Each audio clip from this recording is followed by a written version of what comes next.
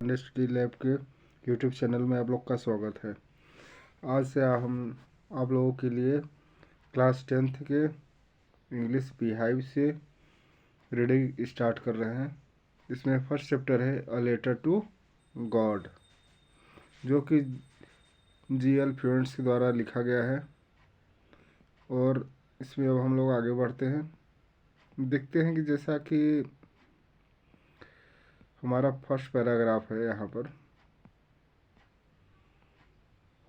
यहाँ से reading start करते हैं। आप लोग को एक एक वर्ड का मीनिंग बताएंगे, इसमें ढंग से समझिएगा। The house the only one in the entire valley. यहाँ पर देखिए, हाउस के पहले लगा दिया गया है द, इसलिए वो स्पेसिफिक हो गया है। इसलिए लिखेंगे यहाँ पर, इसका मीनिंग होगा वह हाउस मीन्स मकान। द वनली, वनली के पहले भी द लगा है। One in the, only means केवल, वन मीन्स एक, इन मीन्स में, इंटायर मतलब संपूर्ण, वैली मीन्स घाटी, सेट मीन्स स्थिर था, सेट ऑन मतलब स्थिर था।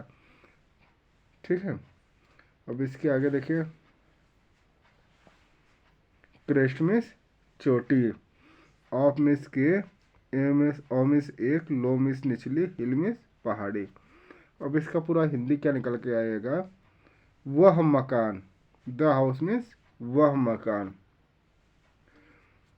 फिर यहाँ देखिए लिखा है set on the crest of a low hill. Low hill मतलब निचली पहाड़ी।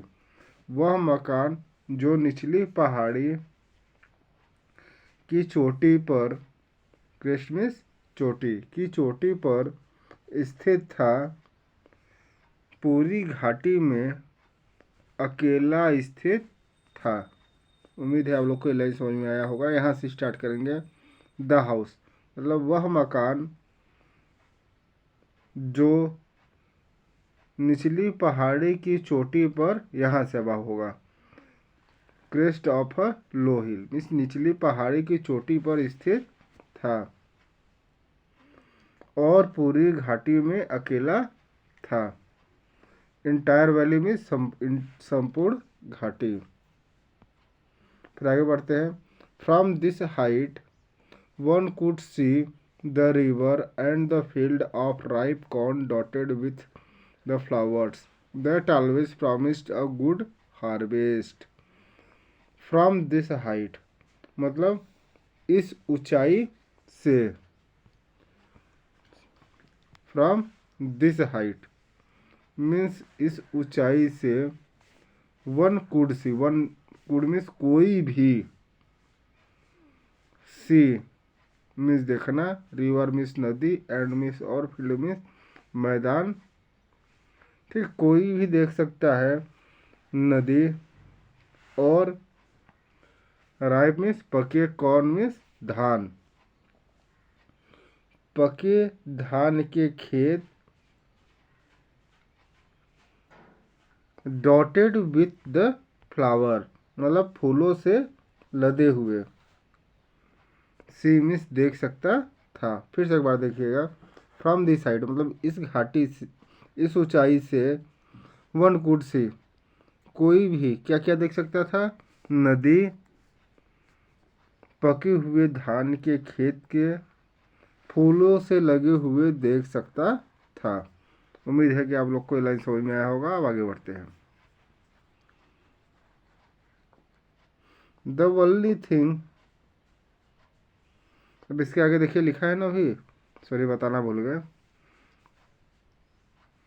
That always promised a good harvest, जो एक अच्छी फसल का हमेशा वादा करते थे। प्रॉमिस्ड है ना, मतलब प्रॉमिस मतलब वादा करते थे, और गुड हार्वेस्ट मीन्स अच्छी फसल का, जो हमेशा एक अच्छी फसल का वादा करते थे।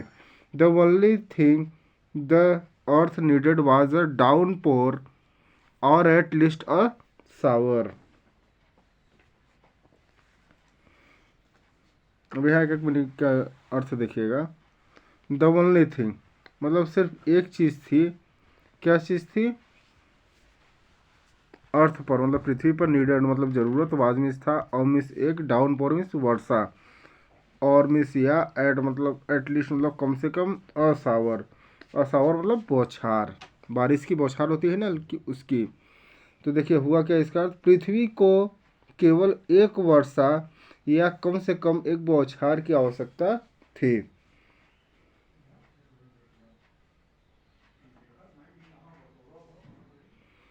फिर आगे देखिए, through out the morning, through out means सारी,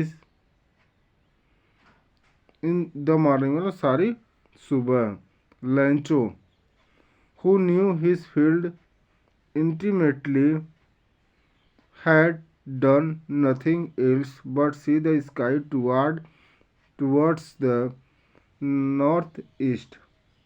इसका अर्थ हो गया, सारी सुबह लंचो, फिर लिखा है ना, had done, sorry, who knew his field intimately, जो अपने खेतों को नज़दीक से जानता था।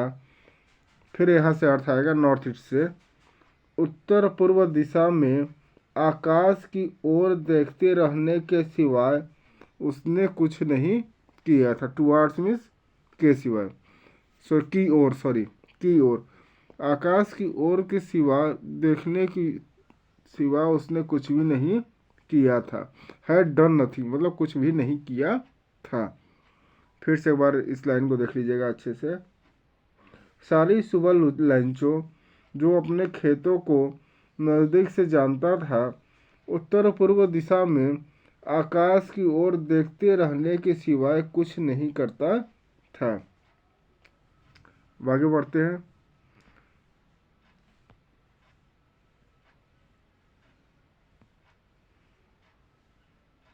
Now we were really going to get some water women. अब वो अपनी पत्नी से बोल रहा है, वहाँ पर वुमेन में औरत, उसकी पत्नी को दिखाया गया है। Now were really going to get some water means अब हमें वास्तव में ही कुछ पानी प्राप्त होगा। अब हमें वास्तव में कुछ पानी प्राप्त, सम वाटर है ना, सम वाटर मतलब कुछ पानी, वास्तव में हमें कुछ पानी प्राप्त होगा।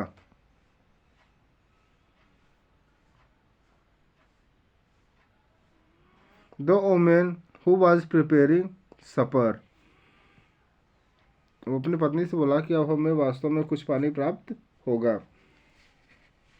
द वोमेन, अब उसके औरत को देखिए, अब पत्नी की बात हो गई ना एक बार, इसलिए उसको स्पेसिफिक बनाने के लिए यहाँ पर द का यूज़ किया गया। Who was preparing supper replied yes God willing. Supper means रात का भोजन। वो औरत जो रात का खाना बना रही थी, पका रही थी, जवाब दिया yes God willing. Yes means हाँ, गॉड विलिंग मतलब भगवान ने या ईश्वर ने चाहा तो। फिर आगे है, the older boys were working in the field. Older मतलब जो उसका बड़ा बेटा थे, जो बड़े लड़के थे, वो खेतों में काम कर रहे थे। While the smaller ones were playing near the house, और जो छोटे बच्चे थे वो क्या कर रहे थे, घर के पास में खेल रहे थे।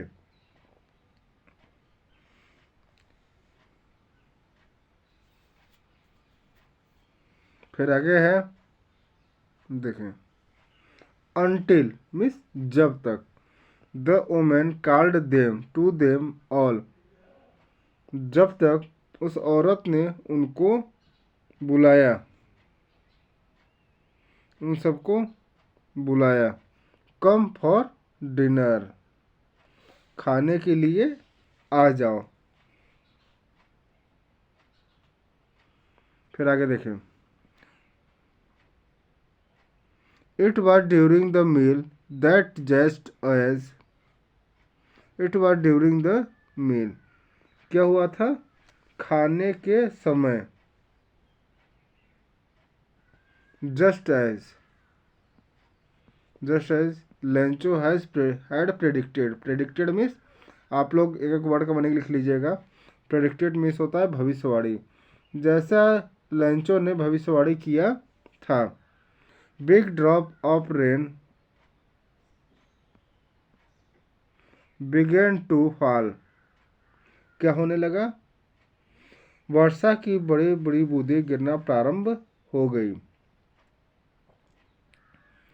बिगेन मतलब प्रारंभ, रेन मीन्स वर्षा, बिग ड्रॉप मतलब बड़ी बड़ी बूंदें, वर्षा की बड़ी बड़ी बूंदें गिरना प्रारंभ हो गई। In the north east huge mountains of clouds could be seen approaching.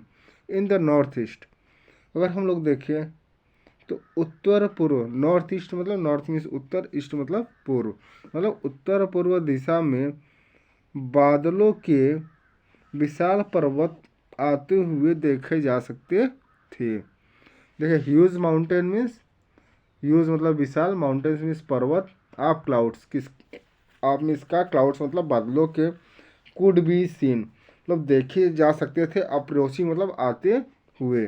फिर से एक बार समझ लीजिएगा इसका लाइन, उत्तर पूर्व दिशा में बादलों के विशाल पर्वत आते हुए देखे जा सकते थे।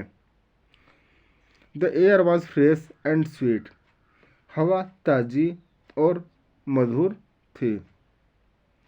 फ्रेश मतलब ताज़ा, स्वीट मतलब मधुर। The man went out for no other reason than to have the pleasure of feeling the rain on his body. वह व्यक्ति अपने शरीर पर वर्षा के आनंद का अनुभव करने के लिए बाहर गया।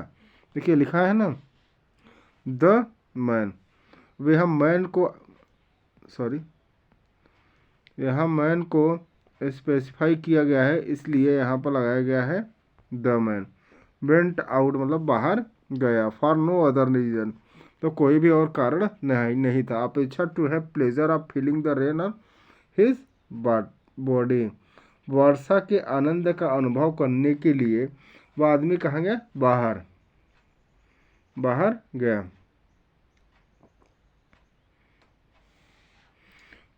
फिर आगे देखिए क्या लिखा है, and when he return he exclaimed, और वेन ही रिटर्न, रिटर्न मतलब वापस लौटना, और जब वह वापस लौटा तो ही एक्सक्लेम्ड मतलब उसने कहा, these are not raindrops falling from the sky, ये क्या है? वर्षा की बूंदें हैं जो कि आकाश से नहीं गिर रही हैं। ये क्या है? दे आर न्यू कॉइन्स, ये नए सिक्के हैं।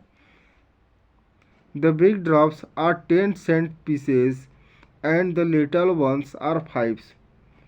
वर्षा की जो बड़ी बूंदें हैं वो 10 सेंट की हैं, और जो छोटी बूंदें हैं वो 5 सेंट की हैं। समझ गए? उसने, वो इतना खुश है उस वर्षा से, उसके खेतों की ज़रूरत है पानी की, कि वह बोल रहा है कि जो बड़ी बूंदें हैं वो 10 सेंट की हैं, मतलब 10 सेंट की हैं, और जो छोटी बूंदें हैं वो 5 सेंट की हैं। With a satisfied expression he regarded the field of ripe.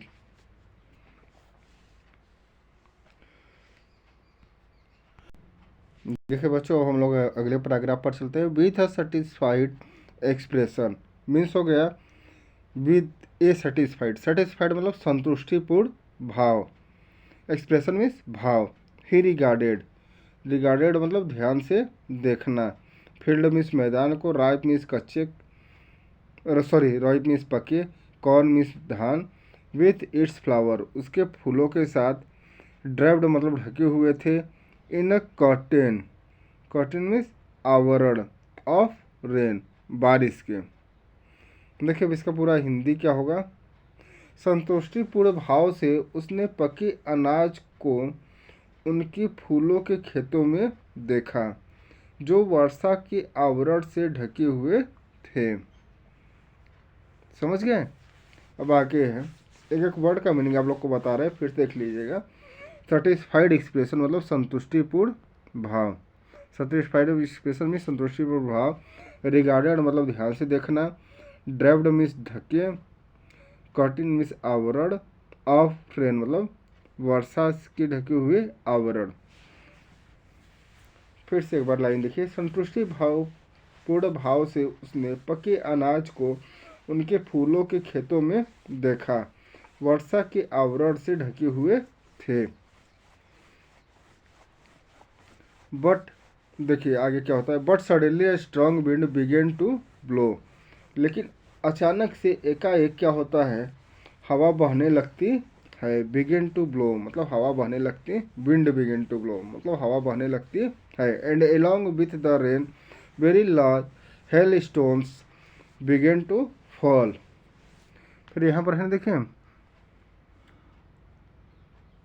Along with the rain, उस बारिश के साथ साथ, वर्षा के साथ साथ, लार्ज हेल स्टोन्स मतलब बड़े बड़े हेल स्टोन्स मीन्स ओले, बिगेन टू फॉल, बिगन मतलब प्रारंभ होना, टू फॉल मतलब गिरना। उसके साथ होता क्या है, वर्षा के साथ साथ बड़े बड़े ओले गिरना शुरू हो गए थे। This truly did resemble new silver coins. ये वास्तव में ही नए चांदी के सिक्कों से मिलते जुलते थे।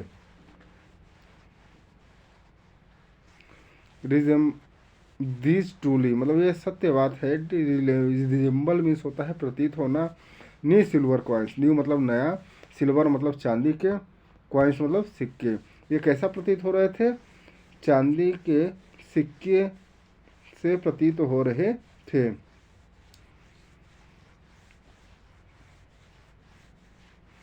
फिर आगे देखिए क्या होता है, the boys exposing themselves. The boys exposing themselves to the rain ran out collect the frozen pearls। Frozen pearls means होता है मोती, है ना। मोती मोतियों जैसा लगता है ना, जब बारिश होता है बर्फ गिरता है तो मोतियों जैसा लगता है। तो वही उसमें लिखा है कि लड़के बारिश में भीगते हुए जमी हुई मोतियों को इकट्ठा करने के लिए क्या किए, बाहर दौड़े। उम्मीद है आप लोग को पैराग्राफ समझ में आया होगा। अब आगे बढ़ते हैं। इट इज़ रियली गेटिंग, अब आगे बढ़ते हैं हम लोग दोस्तों, देखिएगा। It is really getting bad now. Really मतलब वास्तव में, गेटिंग बैड नाउ अब क्या हो रहा था, बुरा हो रहा था। एक्सक्लेम्ड मतलब उस आदमी ने कहा, अब उस आदमी ने कहा कि अब वास्तव में बुरा हो रहा है। I hope it passes quickly. Passes मतलब गुजर जाएगा, क्विकली मतलब जल्दी से। आई मतलब मैं, होप मतलब आशा करता हूँ, मैं आशा करता हूँ कि यह जल्दी से गुजर जाएगा। It did not pass quickly but, लेकिन क्या हुआ, यह शीघ्र ही समाप्त नहीं हुआ। For an hour the hail rained on the house, the garden, the hillside, the cornfield, on the whole valley.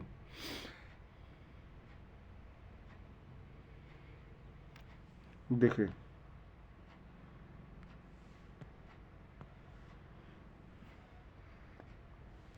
For an hours, वर्षा कितनी देर हुई, 1 घंटों तक। क्या, हेल रेन्ड ओलों की वर्षा हुई। 1 घंटे तक ओलों की वर्षा ने क्या किया, घर, हाउस मीन्स घर, गार्डन मीन्स बगीचा, हिल साइड मतलब पहाड़ की ओर, द कॉर्नफील्ड, कॉर्नफील्ड मतलब होता है अनाज के खेत में, होल वैली मतलब संपूर्ण घाटी में होती रही। पूरा इसका लाइन का मीनिंग निकल के आएगा, 1 घंटे तक ओलों की वर्षा घर, बगीचे, पहाड़ी, अनाज के खेत और संपूर्ण घाटी पर होती रही। द फील्ड वॉज वाइट, क्या हो गया था, खेत सफ़ेद हो गए थे। और as if covered with salt, covered मतलब ढका होना, विथ मतलब साथ, साल्ट मीन्स नमक, जैसा लग रहा था कि वह सफ़ेद नमक से ढका हुआ हो। अब आगे बढ़ते हैं हम लोग। Not a leaf remained on the trees. Not a leaf, सिर्फ पेड़ों पर क्या हुआ था, एक भी पत्ती नहीं बची थी। Not a leaf remained on the trees, remained मतलब बचना, ऑन द ट्रीज मतलब पेड़ों पर, पेड़ों पर एक भी पत्ती नहीं बची थी। द देखिए, corn was totally destroyed. Destroyed मतलब नष्ट हो जाना।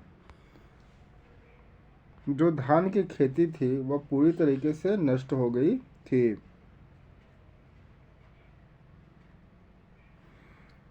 The flowers were gone from the plant.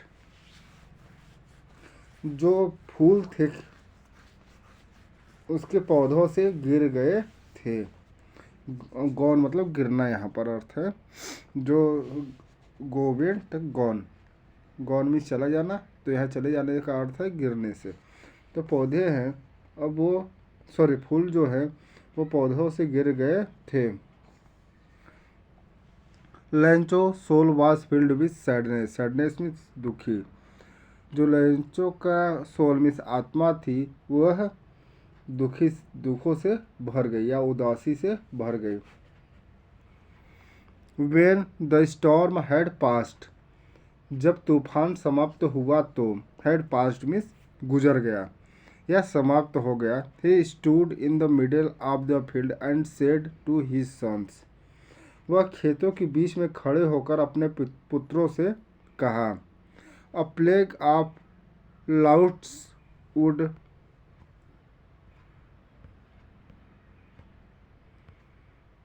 have left more than this। Plague of louds मतलब टिड्डी की दल।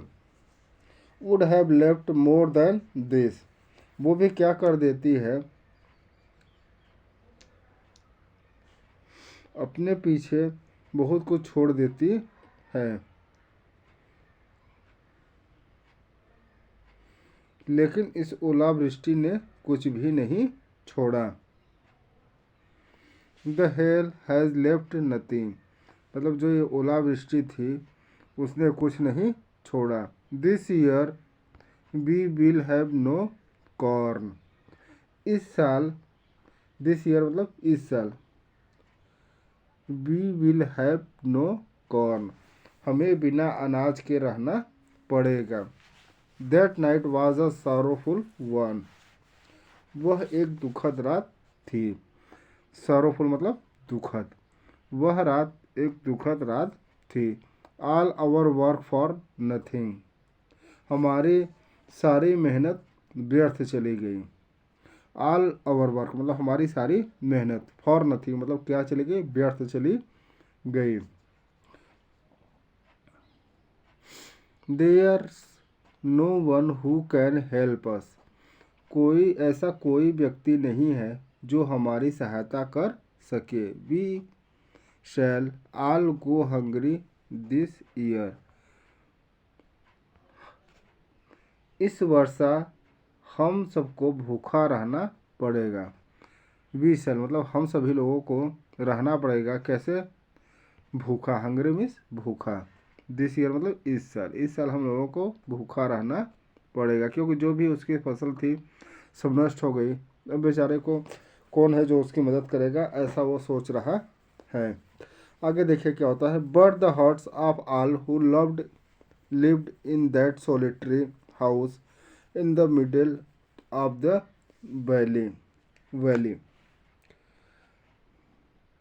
सोलिटरी मीन्स होता है एकांत। लिख लीजिएगा, मीनिंग यहाँ पर लिखा है ना सोलिटरी मीन्स होता है एकांत। लेकिन उस घाटी के मध्य में उस एकांत मकान में रहने वाले के सभी दिलों में केवल एक आशा थी। लिखा ना, देखिए एक वर्ड मीनिंग, बट मीन्स लेकिन, इन द हार्ट मतलब हृदय में, ऑफ ऑल मतलब सभी के, हु लिव्ड मतलब जो रहते थे, इन दैट उस सोलिटरी मतलब एकांत, हाउस मतलब घर में, in the valley, in the middle of the valley, उस घाटी के बीच में। फिर से एक बार मीनिंग दिखे, लेकिन उस घाटी के मध्य में उस एकांत मकान में रहने वालों के सभी के दिलों में एकमात्र आशा थी। किससे आशा थी?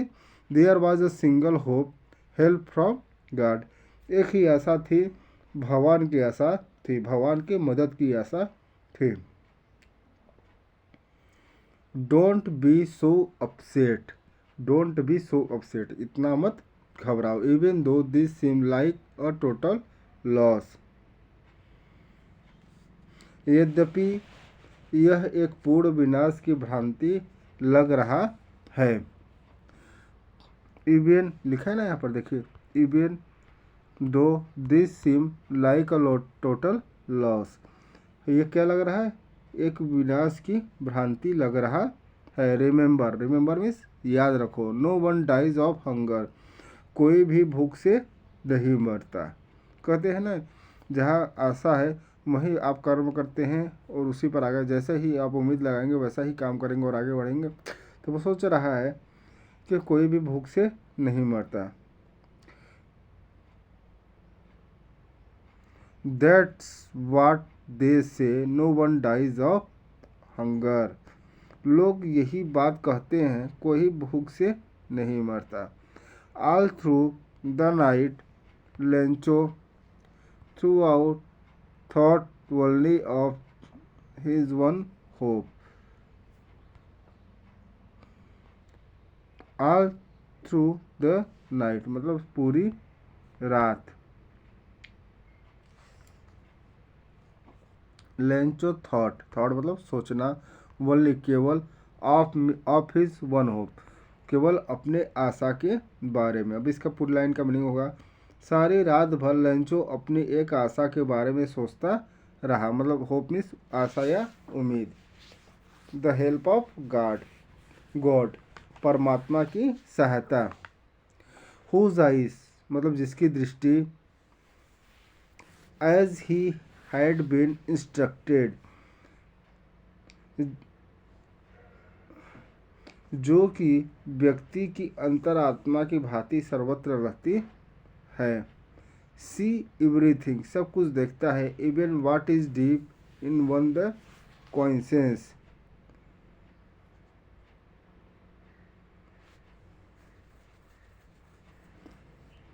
लेंचो आगे देखिए।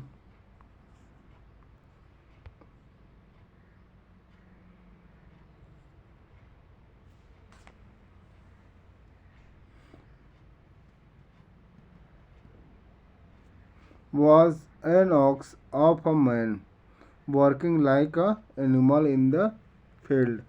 लेंचो कैसा था? एक बैल की भांति था जो कि खेत में मेहनत करता था एक जानवर की तरह। But still he knew how to write, लेकिन वह यह नहीं जानता था कि लिखा कैसे जाता है। द फॉलोइंग संडे, हुआ क्या? अगले रविवार को,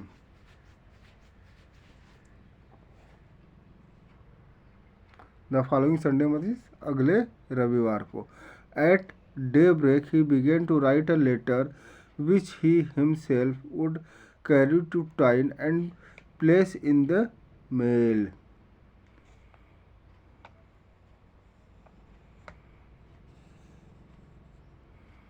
देखिए यहाँ से इसका अर्थ आएगा,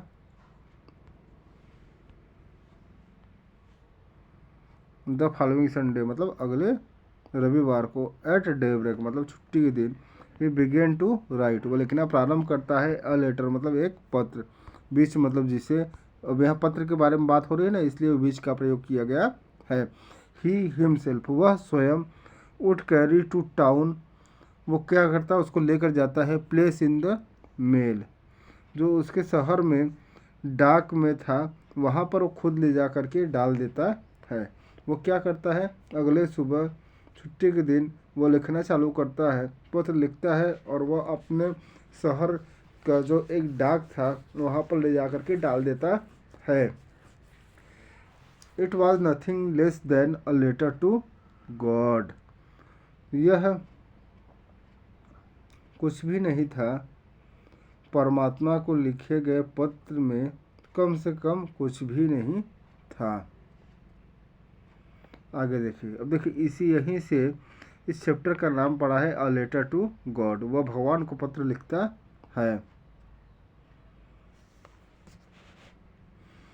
अब वो क्या लिखता है? गॉड ही रोट, गॉड वह लिखता है परमात्मा, if you don't help me, यदि आप मेरी सहायता नहीं करोगे, my family and I will go hungry this year, तो मैं और मेरा परिवार इस साल भूखे रहेंगे। I need 100 pesos in order to sow my field again and to live until the crops come.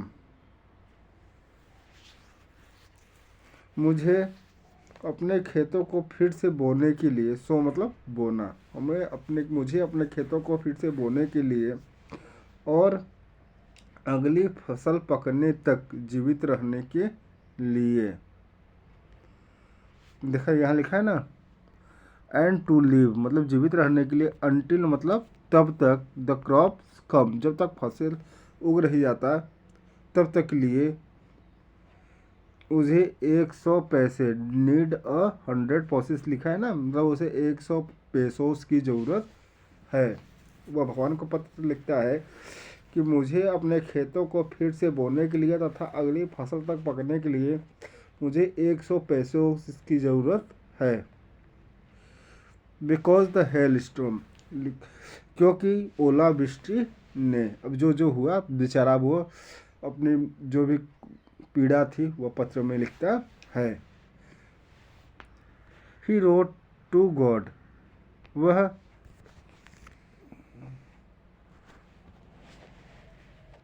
ईश्वर को लिखा।